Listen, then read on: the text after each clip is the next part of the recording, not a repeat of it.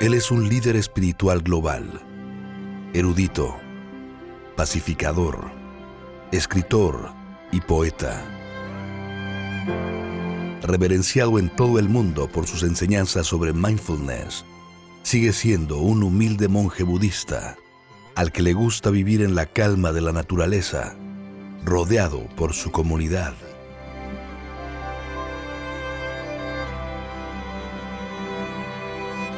Thich Nhat Hanh ha escrito más de 100 libros, leídos por millones de personas.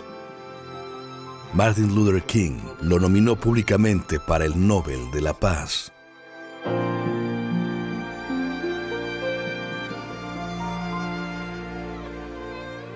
Pero, ¿cómo este humilde buscador de la verdad, nacido en Vietnam Central, afrontó los horrores de la guerra y emergió como un pionero espiritual, que llevó las enseñanzas de Buda a Occidente y se convirtió en una fuerza para el cambio en el mundo?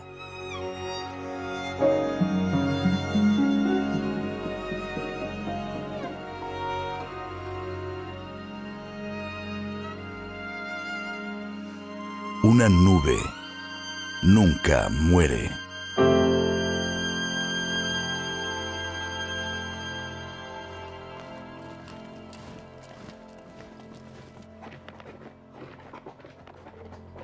Thich Nhat Hanh nació en 1926 en Vietnam Central, bajo el dominio francés.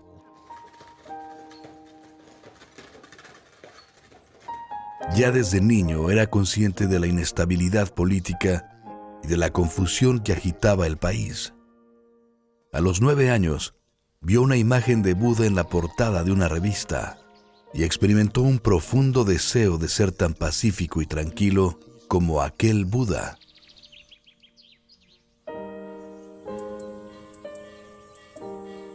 Con 16 años, se hizo novicio en el templo de Tu Hieu, en la ciudad imperial de Wei. Allí comenzó su formación en la meditación zen, mientras cuidaba los búfalos y trabajaba en los arrozales. Pronto dominó el chino clásico y el francés, y se entregó al estudio de antiguos textos budistas.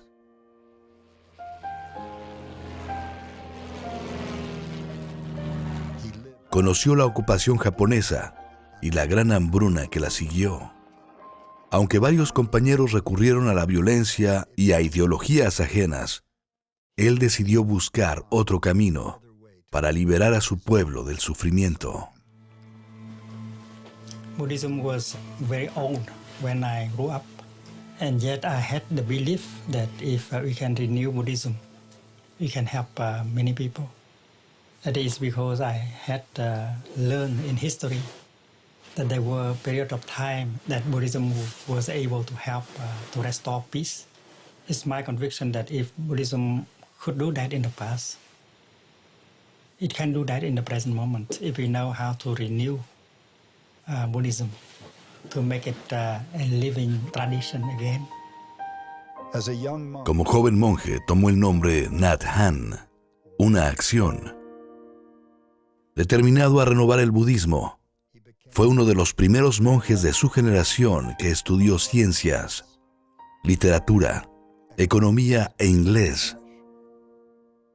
Pronto vio que los monásticos deben ofrecer a la sociedad algo más que rezos y cánticos, y desarrolló la visión de un budismo comprometido. Suppose you are meditating in a meditation hall, and if you hear the bombs falling around, the meditation hall has not been hit by a bomb yet. You are safe. But since you are meditating, you are aware that the bombs are falling and destroying houses and people around the meditation hall. And you know that you cannot just continue to sit in the meditation hall. So you get out of meditation hall in order to help people. And that is called meditation in action.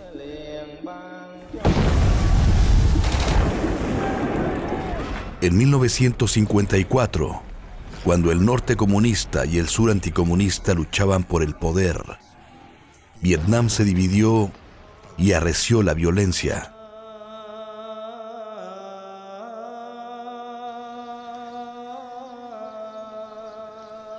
En este tiempo de dolor y desesperación, meditó intensamente.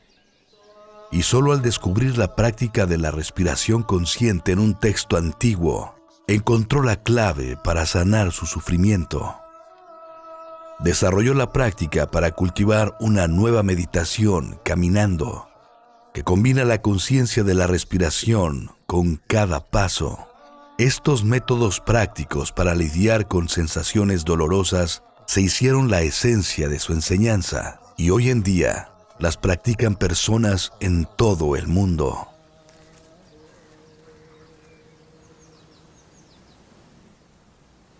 Junto a sus amigos, fundó un refugio en las montañas donde poder renovar sus fuerzas. Lo llamaron Phong Boy, palmas fragantes. Se dieron cuenta que solo si se reunían en comunidad, rodeados de la naturaleza, podrían resistir aquella atmósfera opresiva de ira y desesperación y sustentar sus esfuerzos por renovar el budismo. En esta época, Thich Nhat Hanh conoció a una joven estudiante de biología que lideraba un nuevo enfoque del trabajo social en los suburbios de Saigón. Inspirada por sus enseñanzas, dedicaría su vida a colaborar en sus proyectos. Más tarde recibirá el nombre de Hermana Chan Kong. Tras 4 años, los combates llegaron hasta Phong Boy. Thich Nhat Hanh y sus amigos tuvieron que abandonar su refugio sagrado y aquel sueño se evaporó como una nube.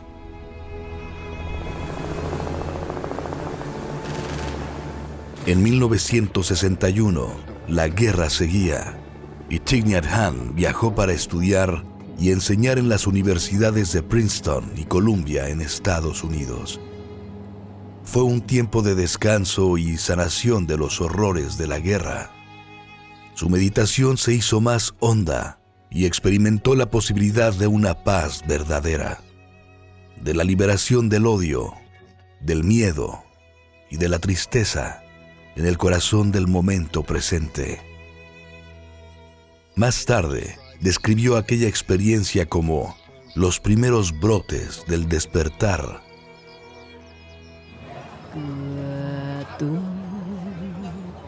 Cuando fue derribado el opresivo gobierno survietnamita de Diem, pidieron a Thich Nhat Hanh que regresara para ayudar a guiar el movimiento budista por la paz.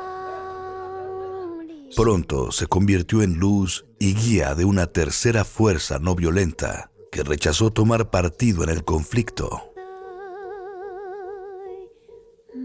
Junto a sus compañeros fundó una editorial, una universidad y una influyente revista budista que imprimía 50,000 copias por semana.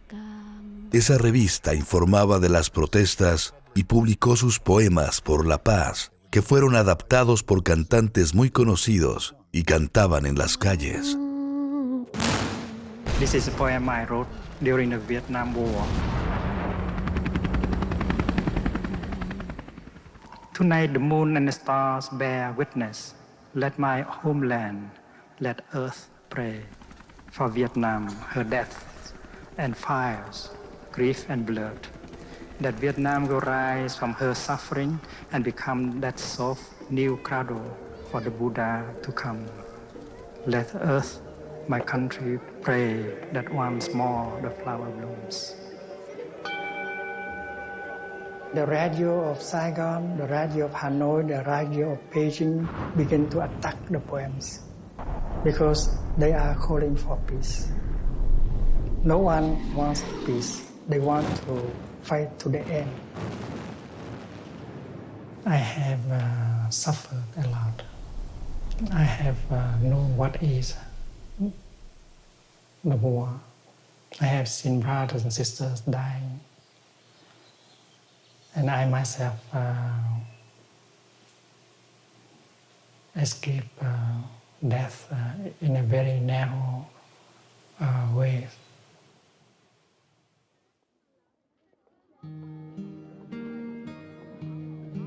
En 1965, Thich Nhat Hanh y sus compañeros fundaron la Escuela de Jóvenes por el Servicio Social, un cuerpo de paz imparcial que formó a miles de jóvenes para que fueran a las zonas asoladas por la guerra a reconstruir las aldeas devastadas. Pero era una etapa peligrosa y varios estudiantes fueron amenazados y asesinados. We followed a program for rural development. We created community schools in villages. We work with orphans, war victims, and I can say that we learned from many teachers, and among these teachers, our own suffering, our own difficult situations.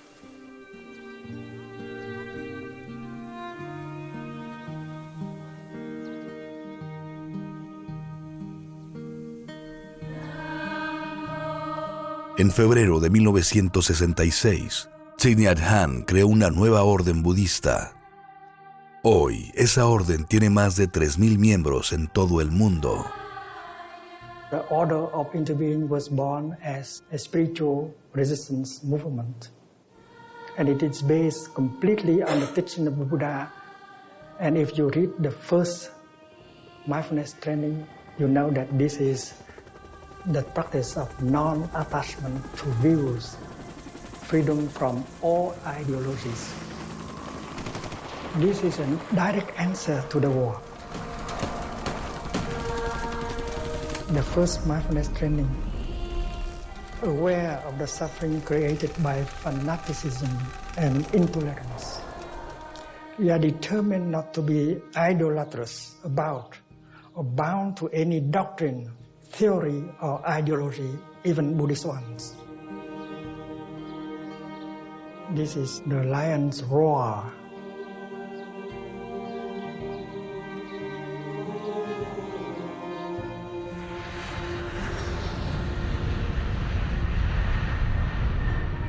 En 1966, decidido a cambiar la situación, Thich Nhat Hanh parte de nuevo a los Estados Unidos para alzar su voz por la paz.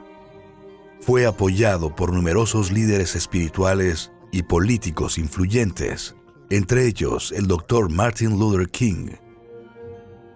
Sabía que si podía convencer al Dr. King para hablar contra la guerra, la opinión pública podría cambiar. Somehow this madness must cease.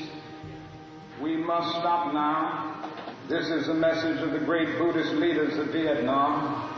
Recently one of them wrote these words, and I quote, "Each day the war goes on, the hatred increases in the heart of the Vietnamese, and in the hearts of those of humanitarian instinct. The Americans are forcing even their friends into becoming their enemies." En 1967, el Dr. King nominó a Thich Nhat Hanh para el Nobel de la Paz y dijo, sus ideas por la paz, si fuesen aplicadas, construirían un monumento al ecumenismo, a la fraternidad en el mundo, a la humanidad. In Paris, on Avenue Kléber, politicians have been talking for 4 years about ending a war. Once a week, on Thursdays, diplomatic cars arrive at the conference center, bringing delegates to talk about a war in which nearly 1 million men have died, the Vietnam War. Pero Thich Nhat Hanh paga un alto precio por haber llamado a la paz. Se le prohíbe regresar a su país e inicia un exilio que durará 39 años. Él declaró, no deseo dedicarme a la política. Ser monje es mi vocación, pero como monje debes tener el valor de alzar la voz frente a la injusticia social, las violaciones de los derechos humanos. I'm talking about the people in Vietnam whom I know.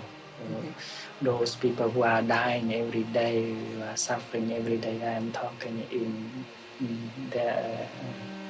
for their sake. And if you want to ask me the question as what they want the most, is that you stop bombing, you stop the killing, stop the killing. En 1974, redactó un manual de meditación para guiar a sus jóvenes trabajadores sociales que trabajaban en Vietnam y ayudarlos a no caer exhaustos en medio del caos y las tragedias de la guerra.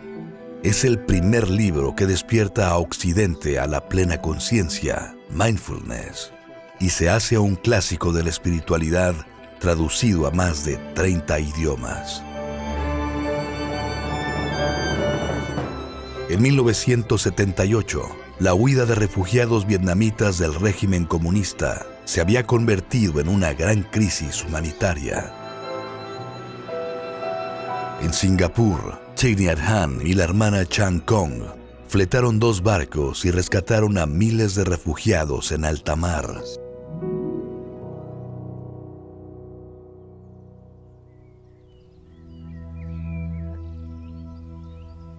Empezaron a buscar un lugar que permitiera a los refugiados recuperarse del calvario de la guerra y el exilio. En el sur de Francia encontraron un terreno y lo llamaron Plum Village, aldea de los ciruelos, tras plantar miles de ciruelos en esa fértil tierra. Plum Village empezó a ser conocido como un lugar para meditar, bajo la guía directa de un maestro zen. Intelectuales, artistas, trabajadores sociales y activistas llegaron desde el mundo entero.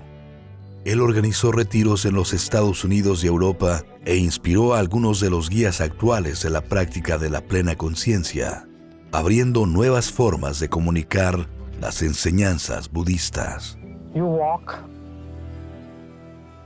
you do it as if you are the happiest person in the world.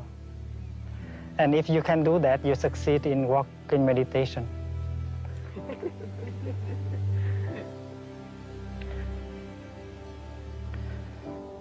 Because we do not set ourselves a goal for a particular destination, so we don't have to hurry. Because there is nothing there for us to get. Therefore, walking is not a means, but an end by itself. Pero pronto vio que solo un compromiso de práctica durante toda la vida y la confianza de la relación entre maestro y discípulo llevan a una transformación duradera. Por eso fundó una nueva orden monástica que se convertiría en la mayor comunidad budista de Occidente y la práctica angular del movimiento de plena conciencia que pronto recorrería el mundo.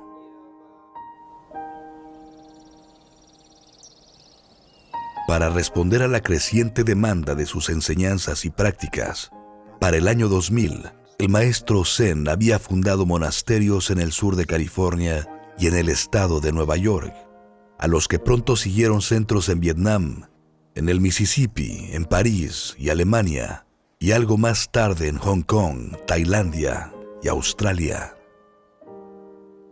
Vio que para transformar la violencia y el fanatismo en el mundo, deberíamos agruparnos como hermanas y hermanos de una gran familia humana y aprender el arte de cultivar la paz.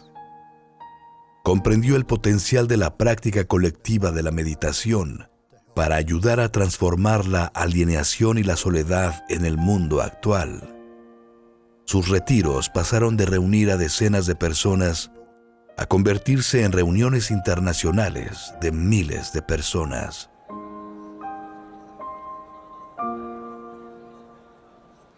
We have offered so many retreats of mindfulness everywhere, and the miracle of reconciliation always takes place in our retreat. We learn how to listen to our own suffering. We learn how to look at the suffering of the other person. We suffer less after 4 days of practice. Después de 39 años de exilio, finalmente Thich Nhat Hanh obtuvo la autorización de regresar a su país natal. realizó 3 visitas a su país, en las que ofreció retiros de prácticas para miles de personas y ceremonias de sanación para transformar el sufrimiento de los millones de personas muertas en ambos bandos durante la guerra. Fundó el monasterio de Bat Nha, donde sus enseñanzas fueron un faro para toda una generación. Pero su creciente popularidad despertó recelos. 4 años más tarde, el gobierno cerró el monasterio y desalojó por la fuerza a 400 jóvenes monásticos. Sus discípulos se refugiaron en Tailandia y la influencia de Thich Nhat Hanh se extendió por toda Asia. Lo invitaron a hablar ante audiencias de más de 10,000 personas en Hong Kong, en Corea y en Taiwán. A pesar de no buscar la fama y de rechazar las entrevistas, la fama de este maestro Zen creció con rapidez. We learned a lesson taught by the venerable Thich Nhat Hanh, who said, "In true dialogue, both sides are willing to change." In this way, the very war that had divided us became a source for healing. Lo invitaron a hablar ante parlamentos de todo el mundo, en el Vaticano, en la sede del Banco Mundial, en Google y ante grupos de líderes de empresas internacionales. Su modelo de mindfulness en la educación se aplica hoy en todo el mundo. La ONU adoptó su propuesta de una ética global, los 5 entrenamientos del mindfulness, como base de un desarrollo ético no sectario para la humanidad. The way out is in.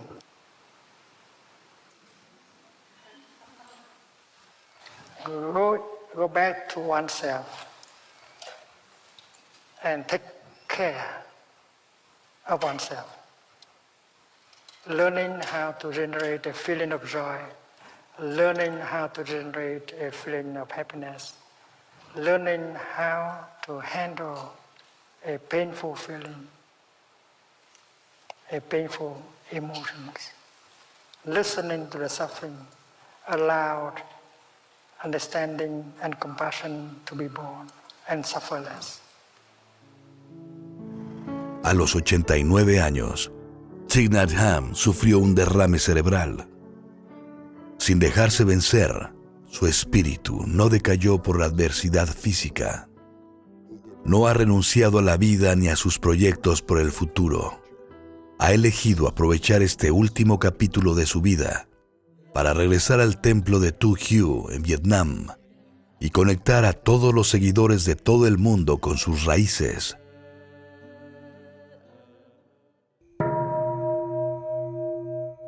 El legado de Thich Nhat Hanh está en el corazón de los millones de personas a las que ha llegado en sus retiros, sus libros y sus charlas. Personas que han aprendido a transformar su ira, su miedo y su desesperación. It's my conviction that we cannot change the world if we are not capable of changing our way of thinking, our consciousness. That is why collective change in our way of thinking, our way of seeing things is very crucial. And all of us can help promote that. Our task is to come together and try to produce that kind of collective awakening. Él ha mostrado que formando comunidades de resistencia, podemos vivir de forma más sencilla y feliz, contrarrestando el consumismo y el individualismo. Y que es posible hacer del siglo XXI el siglo de la comunidad y de la solidaridad, de fraternidad y hermandad. And there are many ways in order to bring about that kind of collective awakening and change. And that is why to learn to change our way of daily life so that there is more mindfulness, more peace, more love is very urgent. And we can do that beginning now, today.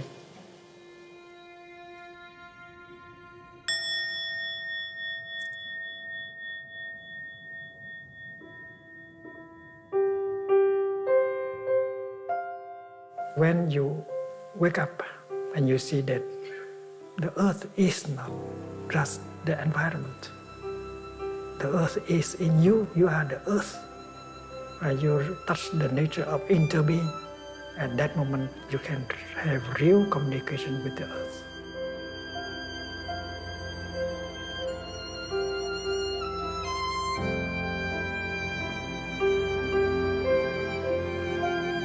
We know that many civilizations in the past have vanished, and this civilization of ours can vanish also.